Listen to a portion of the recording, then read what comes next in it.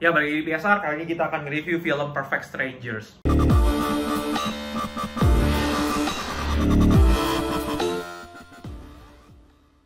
Oke, karena udah lama nggak review, untuk membuat ini jadi lebih konsisten, meskipun cuma review konten doang, gue akan coba bikin ini dari handphone aja, dan one take probably, jadi nggak terlalu banyak cut, jadi hopefully ini akan jadi konten yang pendek, ringkas. Gue juga nggak mau terlalu breakdown, just want to share apa yang udah gue tonton lah gitu, kayaknya terutama film Indonesia ya, karena gue punya concern banget nih, pengen share film-film penilaian gue lah masih. Ya meskipun my business udah different banget dengan movie, tapi gue masih ada kerinduan untuk nge-share film. Without further ado, langsung aja. So, gue baru aja nonton film Perfect Strangers di Amazon Prime, one of the Indonesian movie yang masuk jadi original Amazon Prime, yang ternyata gue juga baru tahu kalau ternyata ini diadaptasi dari original konten ya gitu, original movie franchise yang dari Italia, dan udah katanya paling banyak juga yang diadaptasi. Jadi film Indonesia tuh film kesekian lah, kepuluhan lah, gue lupa detailnya berapa. And surprisingly bagus banget. Gue belum pernah nonton yang originalnya sih, tapi ternyata itu bagus banget gitu. Mengingatkan gue sama film The Last Man on Earth ya gitu, yang cuma ngobrol di satu ruangan, ngobrol intens banget, dialog-dialognya bener-bener semua dialog-dialog yang grasping banget gitu loh, yang bikin kayak gitu.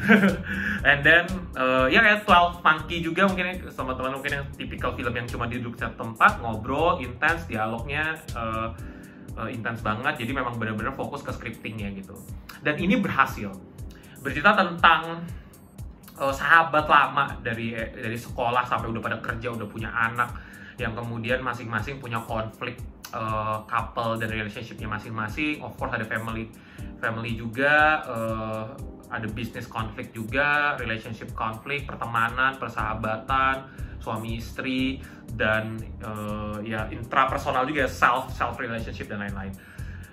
Yang gue suka adalah semua dialog, semua isu yang disinggung ini benar-benar lagi relate banget dengan keadaan kita sekarang.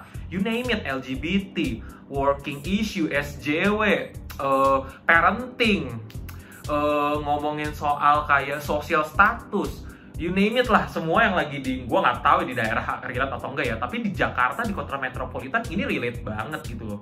Dari berbagai macam gaya hubungan atau value kekeluargaan, yang satu yang sangat masih memvaluekan orang tua, yang satu yang lebih bebas, yang satu yang lebih individualistis gitu. Jadi semua tuh dikemas dengan sangat bagus. Nah, plotnya sih unik ya menurut gua, plotnya unik banget. Jadi ceritanya pas mereka lagi makan, ngumpul karena ada syukuran lah ya, selamatan apartemen baru. Terus kayak sambil ngobrol-ngobrol intens, saling singgung, terus kayak salah satu dari mereka kayak mungkin karena udah bohwat kali ya, saling ngeledek, saling nyindir gitu. Ya udah gitu, handphone kita taruh aja semua, nanti whatever yang masuk kita bacain, semua orang harus tahu gitu. Awalnya nah itu dia nih gue suka nih, cara masuk ke gamenya itu semua smooth banget gitu. Kan pasti kan 90% gak ada yang setuju kan gitu kan, of course kayak apaan sih gitu. Gue juga kalau di posisi itu kayak apaan sih, gue gak mau ikutan gitu, gue mungkin agak kekeh. Tapi the fact bahwa itu bisa membuat apa ya, dialog atau skrip yang memaksa setiap karakter yang tadinya nggak mau jadi terpaksa mau, itu bagus banget. Dan bagaimana cara mereka menyembunyikannya, deketin si A, deketin si B, dan lain-lain, kayak intrik-intrik sosial politiknya lah gitu, itu bagus banget. Revelasi rahasianya juga bagus ya, nggak semuanya tuh kayak di state gitu, oh lu kena ini gitu, bener-bener kayak subtle aja. Ada yang bener-bener kita nggak ditunjukin, cuma kayak gesture kayak, gue ngelepas anting, gue nggak tahu, langsung kayak kita gede aja, anjir ternyata gitu. Dan itu udah pas bagian klimaks lagi, jadi bener-bener bam gitu, ternyata gitu. Itu bagus banget. Yang awalnya ada penyudutan satu karakter, yang ternyata itu berbalik cuma karena ada revelation lagi. Jadi benar-benar di sini menunjukkan bahwa setiap manusia itu memang menyimpan rahasia, narasi dan dialog yang monolog, yang katanya tuh manusia itu menyimpan punya 3 topeng, ketika dia sendiri, ketika dia sama publik, sama ketika dia sama keluarga gitu. Itu bagus banget. As a person yang have a lot of faces in certain situation ya, Andri yang bekerja gitu, Andri yang sebagai pebisnis, Andri yang di society tertentu, Andri yang dengan kesendiriannya di sini di ke rumah gitu, Andri yang bersama keluarga, itu juga jadi membuat gue kayak it relate banget sih. Terus kan di ending juga agak spoiler dikit ya, so teman-teman yang nggak mau spoiler mendingan stop langsung di sini. Ya ini kan juga kayak ngasih, I don't know ya, apakah ini semacam imagination kayak what if semua situasi tadi tidak terbuka, semuanya kayak masih pura-pura, and it goes well gitu. Apakah itu yang kalian mau? It goes well gitu, semua bahagia aja dengan menyimpan rahasianya masing-masing. Tapi apakah itu kedamaian yang sebenarnya kalian mau gitu, karena hidup dalam kebohongan gitu. Itu dalam banget sih filmnya sih, dalam banget sih.